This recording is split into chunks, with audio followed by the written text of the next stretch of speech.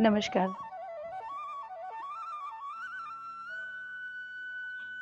परमपिता परमेश्वर ने इस संपूर्ण सृष्टि को बनाया और ये कहा जाता है कि परमात्मा की सब कृतियों में सर्वश्रेष्ठ कृति यदि कोई है तो वह मनुष्य है। इसीलिए हम लोगों को अक्सर सुनने को मिलता है, बड़े भाग मानुष तन पावा, अर्थात बड़े भाग्य से ये मनुष्य का तन मिला है। बड़े सौभाग्य की बात और निश्चित है भी सही। आइए आज इसी विषय पर थोड़ा सा विचार हम सब करके चलते हैं कि संसार के अंदर दो प्रकार का ज्ञान होता है। एक है स्वाभाविक ज्ञान जो पशु पक्षियों में पाया जाता है। आप पशु पक्षियों को यदि व्यवहार करते हुए देखेंगे तो ईश्वर ने जितना ज्ञान सृष्टि की आदि में उनको दिया, वह ज्ञान जीवन पर्यंत उनसे दूर नहीं होता, जीवन भर उनके साथ रहता है। उदाहरण के लिए, एक गाय के 3 दिन के पशु के बच्चे को यह बताने की आवश्यकता नहीं पड़ती कि तैराकी कैसे की जाती है। यदि उसको नदी के जल में डाल दिया जाए तो वो तैरना जानता है, स्वाभाविक रूप से तैर कर के बाहर आ जाएगा। एक बया के पक्षी को यह सिखाया नहीं जाता, किसी कॉलेज के अंदर उसे आर्किटेक्ट का, मैं समझती हूँ शायद कोई ऐसी नॉलेज नहीं दी जाती कि घोंसला किस प्रकार से बनाया जाता है, वो उस कार्य को जानता है। एक मधुमक्खी अपने बच्चे को ये नहीं सिखाती कि फूल के रस को निचोड़ करके उससे शहद को तैयार करने की जो टेक्निक है वो क्या है, वो स्वाभाविक रूप से जानता है। पशु पक्षियों के अंदर ये ज्ञान स्वाभाविक रूप से पाया जाता है, इसीलिए हम इसको स्वाभाविक ज्ञान कहते हैं। लेकिन परमात्मा की सर्वश्रेष्ठ कृति मनुष्य, उस मनुष्य के स्वाभाविक ज्ञान को यदि देखें तो जन्म के समय बालक को भूख लगी, भूख लगते ही मुझे रोना है, वो केवल इतना जानता है। उस बात को यदि छोड़ दिया जाए, किस गंदगी में हाथ डालना है, कौन सी वस्तु को पकड़ना है, वो नहीं जानता। ये सब चीजें उसको सिखाई जाती हैं, बताई जाती हैं। इसलिए मनुष्य को जो सिखाया जाता है, जो बताया जाता है, हम उसको स्वाभाविक नहीं अपितु निमित्तिक ज्ञान कहते हैं। पता लगा, 2 प्रकार का ज्ञान संसार के अंदर है, एक स्वाभाविक, एक निमित्तिक। पशुओं के साथ में स्वाभाविक ज्ञान जुड़ा हुआ है, पर मनुष्य के साथ स्वाभाविक बहुत कम और निमित्तिक बहुत ज़्यादा जुड़ा हुआ है। ये निमित्त के ज्ञान से ही आगे बढ़ता है। इसलिए यदि ये कह दिया जाए कि पशु पक्षियों के बच्चों को बनाने की आवश्यकता नहीं पड़ती, वो स्वयं बन जाते हैं, कोई अतिशयोक्ति वाली बात नहीं। पर महत्वपूर्ण बात है कि मनुष्य का बच्चा बिना बनाए कभी मनुष्य बनता नहीं है। उसको बनाने के लिए आवश्यकता होती है कुछ साधनों की, कुछ गुरुओं की। और वो गुरु कौन है, वो साधन क्या है, आइए हम शतपथकार महर्षियों के माध्यम से इस पर विचार करते हुए चलते हैं। सत्यार्थ प्रकाश के अंदर महर्षि दयानंद ने शतपथकार का एक वचन दिया, और शतपथकार का वचन क्या दिया कि मातृवान, पितृवान, आचार्यवान पुरुषो वेदः। 3 गुरु ऐसे होते हैं जो मानव का निर्माण करते हैं। आप लोगों को मैं बता दूं, आप लोगों ने देखा होगा स्थान स्थान पर, अगर हमें डॉक्टर बनाने हैं तो मेडिकल कॉलेज हैं, अगर हमें इंजीनियर बनाने हैं तो इंजीनियरिंग कॉलेज हैं, अगर हमें जज बनाने हैं, बैरिस्टर बनाने हैं, वकील बनाने हैं तो लॉ कॉलेज है। आप IPS PCS बनाना चाहते हैं तो उसके लिए बहुत अलग अलग कोचिंग सेंटर हैं। लेकिन क्या आज तक आप लोगों के देखने में ये आया कोई भवन, कोई बिल्डिंग ऐसी बनी हो जिस पर ऊपर बड़े बड़े अक्षरों में ये लिख दिया गया हो कि यहाँ पर मानव का निर्माण किया जाता है? जबकि मैं आप लोगों को बता दूं, देश को आवश्यकता डॉक्टरों की है, लेकिन जिस डॉक्टर का निर्माण ही नहीं हुआ या जिस डॉक्टर के अंदर मानवता नहीं है, आप ऐसे डॉक्टर का करेंगे क्या? इंजीनियर की आवश्यकता देश की उन्नति में बहुत महत्वपूर्ण स्थान रखती है, लेकिन जिस इंजीनियर का विचार अपने संस्कृति से नहीं जुड़ा हुआ है, या आत्मीयता से नहीं जुड़ा हुआ है, या कहीं ना कहीं मानव के ऊपर दया से नहीं जुड़ा हुआ है, आप ऐसे इंजीनियर का करेंगे भी तो क्या करेंगे? यदि कोई आईपीएस, कोई पीसीएस, कोई बड़े स्तर का ऐसा अधिकारी, वो चाहे किसी भी पोस्ट पर बैठा हो और किसी भी विषय से जुड़ा हुआ हो, यदि उसके अंदर मानवता नहीं है, तो मैं समझती हूँ शायद उसकी उस पोस्ट का, उसकी उस विद्या का, उसकी उस शिक्षा का कोई महत्व आपकी दृष्टि में नहीं होगा। सीधी सी बात है, विद्या ददाति विनयम, विद्या से विनय व्यक्ति के अंदर आनी चाहिए, ये हमारे ऋषियों ने बहुत पहले कहा। तो जैसा कि मैंने आपसे कहा, कोई कॉलेज ऐसा नहीं मिलता जिस पर ये लिखा हो यहाँ पर मानव निर्माण होता है, लेकिन वेद कहता है वो कॉलेज है, वो इंस्टीट्यूट है, वो साधन है, और वो क्या है? वो आपका घर ही है। आपका घर, आपका गृहस्थ जीवन, आपके परिवार का आंगन ही वो निर्माणशाला है जहाँ पर मानव का निर्माण होता है। और उस मानव के निर्माण में सबसे महत्वपूर्ण भूमिका और प्रथम भूमिका यदि कोई निभाती है तो वो माँ निभाती है। इसलिए कहा मातृवान, सबसे पहले बालक की अगर कोई गुरु है तो वो माँ है।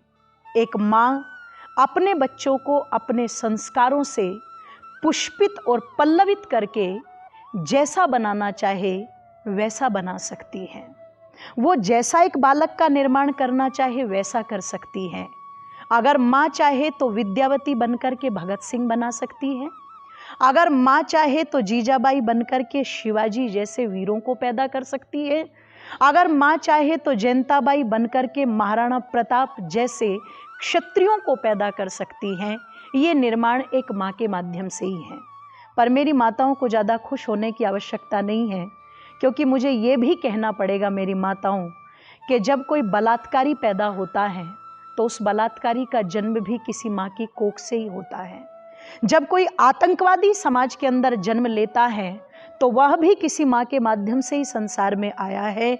जब कोई एक उपद्रवी विचारधारा का व्यक्ति पैदा होता है तो वह भी किसी न किसी माँ के माध्यम से ही आया है।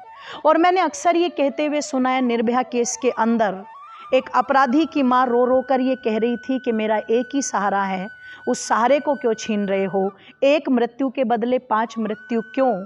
इस प्रकार के विलाप जब वो कर रही थी, मैं गरीब हूँ, मेरा कोई सहारा नहीं। निश्चित उस माँ की वेदना को देख कर के दुख आप लोगों को भी हुआ होगा, दुख मुझे भी था, पर मैं स्तब्ध रह गई जब उस माँ ने कहा कोई माँ नहीं चाहती कि उसके बच्चे ऐसे बने, सब माँ चाहती है कि उसके बच्चे अच्छे बने। निश्चित सब माँ चाहती हैं, पर मैं उन माताजी से भी कहना चाहूँगी, माताजी अगर चाहने से ही सब कुछ होता तो दुनिया में कोई व्यक्ति कंगाल नहीं रहना चाहता, हर कोई व्यक्ति राजा बनना चाहता है। अगर चाहने मात्र से राजा बनता तो दुनिया में कोई गरीब ना होता। आपके चाहने न चाहने की बात नहीं है, बात यह है कि यदि कोई राम सिंह बना तो राम सिंह को बनाने वाली ने उसका निर्माण किया तो कैसे किया। यदि कोई अपराधी बना तो अपराधी बनाने वाली ने उसका निर्माण किया तो कैसे किया। जब एक बालक माँ की गोद में होता है, माँ के विचारों का सीधा सीधा प्रभाव बालक के ऊपर जाता है। माँ किन विचारों को देखती है उसका सीधा सीधा प्रभाव एक बालक के ऊपर जाता है। यदि माँ अपने मन के अंदर ठान ले कि मैं अपने बच्चे को संस्कारी बनाऊं, चरित्रवान बनाऊं, विचारवान बनाऊं, और निश्चित वो पूरी ताकत वहाँ पर झोंक दें, तो मैं समझती हूँ समाज के अंदर जीजाबाई छत्रपति शिवाजी को बना करके दिखा सकती है, मदालसा जैसी माता अपने बेटों को सन्यासी बना करके दिखा सकती है, और शकुंतला जैसी माता भरत जैसे वीर बना करके दिखा सकती है। ये प्रत्यक्ष उदाहरण हमें किसी विदेश की धरती से लेने की आवश्यकता नहीं, ये हमारे ही भारतवर्ष के हैं। तो माताओं की बहुत बड़ी भूमिका बच्चे के निर्माण में होती है, इसलिए कहा जाता है माता निर्माता भवती। मेरी सभी माताओं से भी ये गुजारिश है, यदि चाहती हैं कि हमारे घर में हमारे बच्चे माता पिता का सम्मान करने वाले, बड़ों का सम्मान करने वाले, अपनी संस्कृति का सम्मान करने वाले, अपने परिवार से जुड़ने वाले हो, तो माताओं वो ताकत उन बच्चों के ऊपर लगानी शुरू कर दो, वो संस्कार और वो विचार उनको देने शुरू कर दो। अपनी लोरी के माध्यम से, अपने विचारों के माध्यम से, अपने संस्कारों के माध्यम से निस्संदेह आप उनको जैसा चाहती हो वैसा बना सकती हो। ये प्रथम गुरु का दायित्व, ये प्रथम गुरु का कर्तव्य है। और बड़ी सुंदर सी बात कही थी कि यदि कोई उपाध्याय बालक को संस्कारित करना चाहे तो उपाध्याय से ज़्यादा प्रभाव आचार्य का, आचार्य से ज़्यादा प्रभाव पिता का, लेकिन पिता से ज़्यादा प्रभाव यदि किसी का होता है तो वो माँ का होता है। इसलिए माँ का स्थान, माँ का दर्जा सबसे ऊंचा माना जाता है। तो माँ प्रथम गुरु हैं जो कहीं ना कहीं सभ्य नागरिक का निर्माण करती है। माँ के बाद जो दायित्व आता है वो पिता का आता है। एक पिता अपने कर्तव्य को समझे, केवल पालन करने से कोई पिता नहीं होता। अक्सर मैंने संतानों से किसी पिता को ये कहते हुए सुना है, हमने तुम्हें पढ़ा दिया, लिखा दिया, जिम्मेदारी हमारी पूरी हो गई, अब तुम बिगड़ो वो तुम्हारी जिम्मेदारी, सुधरो वो तुम्हारी जिम्मेदारी। इतना कहने से केवल काम नहीं चलता। शास्त्र कहता है पालयति इति पिता, जो पालन करे वो तो पिता है ही, पर रक्षति इति पिता, जो अपने बच्चे को हर प्रकार से रक्षा दे करके चलता है, संरक्षण दे करके चलता है, वह भी क्या है, एक पिता है। तो ध्यान रखना, पिता का दायित्व केवल बच्चे की शिक्षा दीक्षा ही नहीं है, उसे खिलाना पिलाना ही नहीं है, अपितु मेरा बच्चा कहाँ पर बैठता है, कौन से विचार वो मुझसे ग्रहण करता है, इन सारी बातों का बहुत महत्व रहता है। मैंने पिछले दिनों एक घटना देखी। एक छोटा सा बालक अपने पिता के विरोध में आकर के पुलिस स्टेशन में पहुंचा और जाकर के वहाँ पर बोलता है कि मेरे पिता को पकड़ कर के लाओ, उनको डंडे मारो, मेरे पिता जो हैं वो मेरे साथ अच्छा व्यवहार नहीं करते। मात्र और मात्र 10-12 वर्ष के बालक की ये विचारधारा अपने पिता के प्रति थी। उसका कारण पिता शराबी, कबाबी, बच्चे के सामने बैठ कर के जो घर की स्त्रियों को गाली देता हो, बालक की माँ को गाली देता हो और बालक के साथ में इस प्रकार का व्यवहार करता हो, निसंदेह ऐसा पिता अपने बच्चे के जीवन पर क्या प्रभाव छोड़ पाएगा। आप वर्तमान में टीवी पर रामायण देख रहे हैं। उस रामायण के अंदर आपने महाराज दशरथ के चरित्र को देखा होगा।